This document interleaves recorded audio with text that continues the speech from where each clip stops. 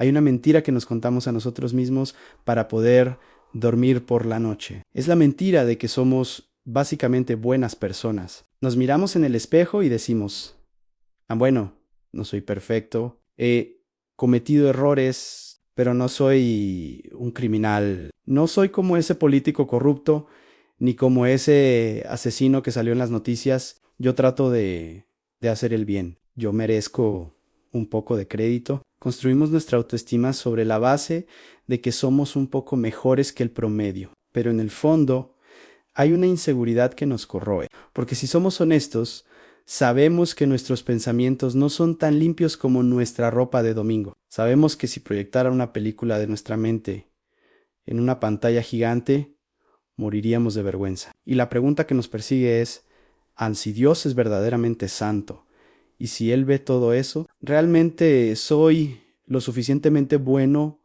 para estar con Él? Si alguna vez has sentido el cansancio de tratar de mantener una imagen de buena persona, si te sientes culpable por no dar la talla, o si te preguntas cómo es posible que Dios perdone a gente terrible sin dejar de ser justo. El episodio 268 es la respuesta que tu alma necesita. Bienvenidos a 777 veces en Jerusalén. Soy su anfitrión y hoy llegamos al Tribunal Supremo del Universo. Estamos en Romanos 3. Pablo, el abogado de Dios, cierra su caso contra la humanidad. Ya acusó a los paganos, capítulo 1, y a los religiosos, capítulo 2. Hoy hace que todo el mundo se ponga de pie para escuchar el veredicto final. Y te adelanto algo. Las noticias son devastadoras. Hasta que llegamos al versículo 21, donde comienza la noticia más hermosa que jamás escucharás.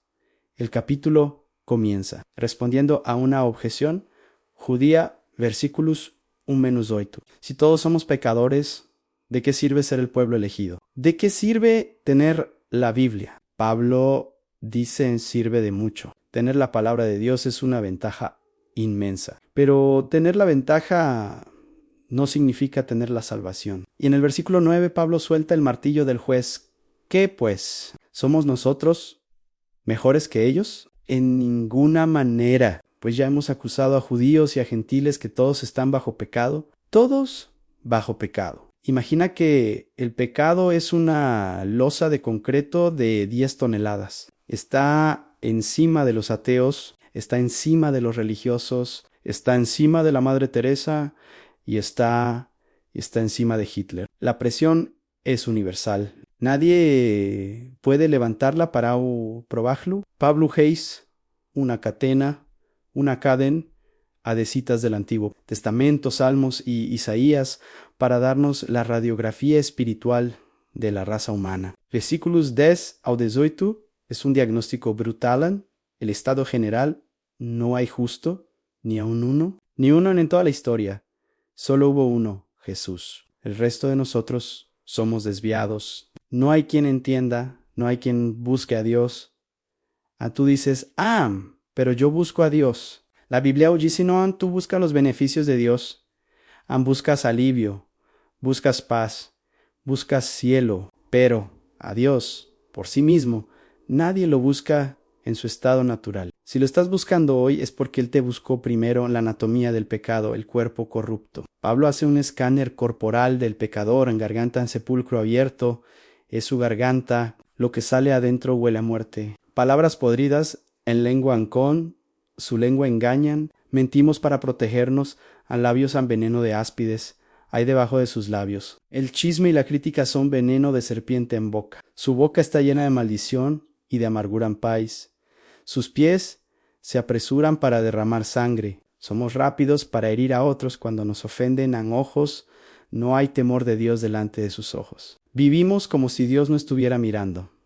Este es el reporte médico. No es que estamos un poco enfermos, es que estamos muertos en vida. Versículo 19 nos dice cuál es el propósito de la ley, los 10 mandamientos. Pero sabemos que todo lo que la ley dice, para que toda boca se cierre y todo el mundo quede bajo el juicio de Dios.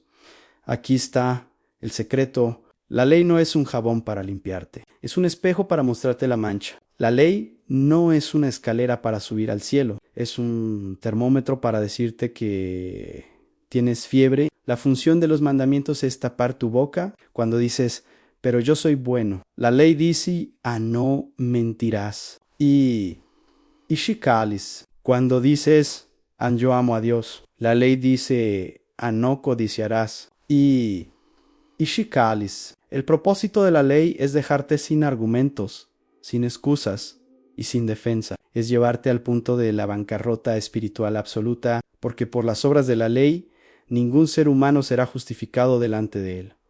Aquí termina la mala noticia. El hombre está perdido, culpable y mudo ante el juez. Pero entonces llegan las dos palabras más gloriosas de la Biblia en el versículo 21. Pero ahora, Nuniji. Pero ahora, en este momento de la historia, cuando todo estaba perdido, cuando la ley había fracasado en salvarnos, aparte de la ley, se ha manifestado la justicia de Dios.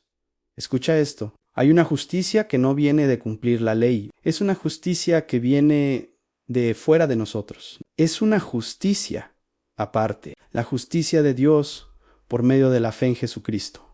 Para todos los que creen en Él no hay diferencia. Todos pecaron 23. Todos necesitan lo mismo.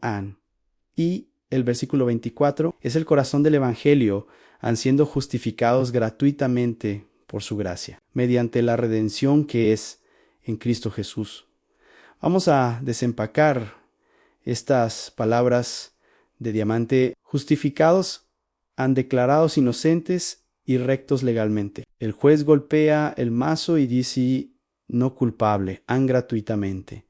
La palabra griega es dorian, significa como un regalo, sin causa en el receptor. Es la misma palabra que Jesús usó cuando dijo, anme, odiaron sin causa, dorea, ene. Nosotros odiamos a Jesús sin razón. Dios nos ama a nosotros sin razón en nosotros. Es gratis para ti, pero costó todo para Él en redención, apolutrosis. Es un término del mercado de esclavos. Significa pagar el precio de rescate para liberar a un esclavo. Estábamos esclavizados por el pecado y la ley. Jesús pagó el precio de su sangre para comprarnos la libertad. Pero ¿cómo puede Dios perdonar al culpable sin dejar de ser justo? Si un juez humano deja libre a un asesino solo porque es bueno, ese juez es corrupto. Si Dios perdona el pecado sin castigarlo, Dios sería injusto. Aquí entra el versículo 25 a quien Dios puso como propiciación por medio de la fe en su sangre. La palabra propiciación gilosterio N es técnica. Se refiere a la tapa del arca del pacto, el propiciatorio. En el Antiguo Testamento, dentro del arca estaban las tablas de la ley que nos acusaba N. Encima del arca estaban los querubines, la santidad de Dios mirando hacia abajo. Si los querubines veían la ley rota, tenían que ejecutar juicio. Pero una vez al año, el sumo sacerdote rociaba sangre sobre la tapa, el propiciatorio. Entonces, los querubines no veían la ley rota, veían la sangre inocente derramada y la ira de Dios se calmaba, se propiciaba. Pablo dice, Jesús es nuestro propiciatorio. En la cruz, Jesús se puso entre la santidad de Dios y tu pecado. Dios descargó toda su ira justa, todo el castigo que merecían tus mentiras, tu orgullo y tu lujuria sobre Jesús. La ira de Dios se agotó en Cristo. Por eso Dios puede ser al mismo tiempo el justo porque castigó el pecado y el que justifica porque perdona al pecador. El dilema cósmico se resolvió en la cruz. Entonces, ¿qué nos queda a nosotros? Versículo 27, donde pues está la jactancia. Queda excluido. Este es el golpe final al ego religioso. Si te salvas por portarte bien, puedes presumir, yo lo logré, pero si te salvas porque otro pagó tu cuenta mientras tú estabas en bancarrota, ¿de qué vas a presumir? Solo puedes decir, gracias. El cristianismo es la única religión del mundo donde no hay lugar para el orgullo. Somos mendigos que le dicen a otros mendigos donde encontraron pana. El capítulo termina aclarando que Dios es Dios de todos. ¿Es Dios solamente Dios de los judíos? ¿No es también Dios de los gentiles? Ciertamente, también de los gentiles. Como solo hay un camino, la fe, Ese camino está abierto para el judío religioso y para el pagano tatuado, para el que creció en la iglesia y para el que viene de la cárcel. No hay dos puertas. Hay una sola cruz, amado oyente. Hoy, Romanos 3, te invita a cerrar la boca y abrir las manos. Encierra la boca. Deja de excusarte. Deja de decirle a Dios por qué eres buena persona. Admite el diagnóstico a no hay justo, ni aun uno. Yo soy culpable. Abre las manos. Al recibe el regalo. Es Dorean gratis. No trates de pagarle a Dios si tratas de pagar, insultas el precio que pagó Jesús. No puedes comprar lo que ya fue pagado. Solo puedes recibirlo hoy. Mira la cruz, allí está tu justicia. Allí está el lugar donde la ira de Dios y el amor de Dios se besaron. Allí está tu libertad.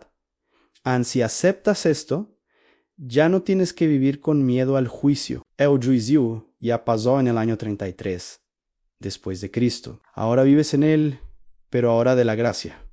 Gracias por acompañarnos en este tribunal de misericordia. En 777 veces en Jerusalén, pero si la salvación es por fe, ¿qué pasa con Abraham? ¿No fue el salvo por sus obras? En nuestro próximo episodio, Pablo nos lleva al Génesis, para probarnos que la fe siempre ha sido el plan. De Dios veremos la historia de un anciano que creyó en lo imposible y le fue contado por justicia. En el episodio 269 en Romanos 4, a la fe de Abraham y el Dios que da vida a los muertos, aunque la justicia gratuita de Cristo sea tu vestido hoy. Hasta la próxima.